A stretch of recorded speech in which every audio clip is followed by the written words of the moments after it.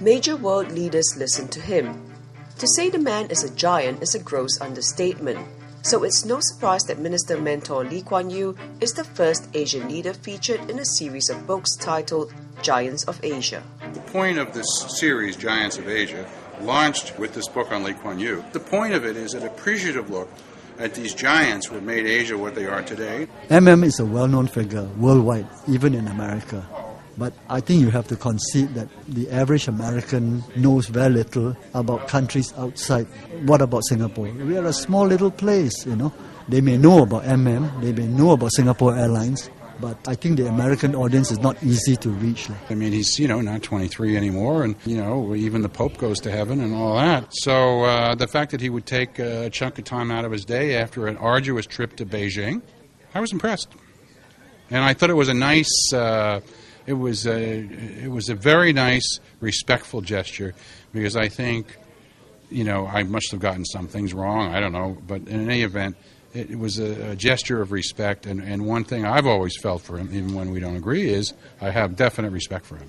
I hope the book makes an interesting reading. I don't agree with all of it, but that's what you expected.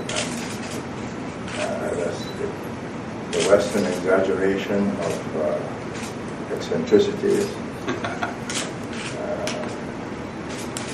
But on the whole, I think he got my point of view across. Thank you.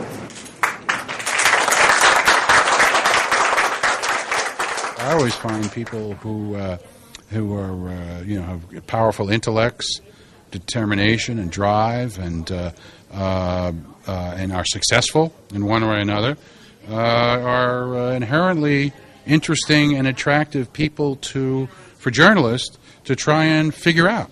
And so I was really trying to decode Lee Kuan Yew in this book. Even Lee Kuan Yew's most formidable adversary, Dr. Mahathir, had to concede on the greatness of the man. He is a big frog in a small pond. I think he will go down in history as a very remarkable intellectual and politician at the same time, which is not a very often thing.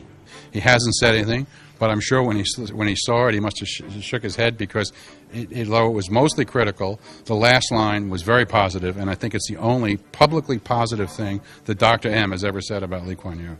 Indeed, the true measure of a man is his effect on people and how he will be remembered.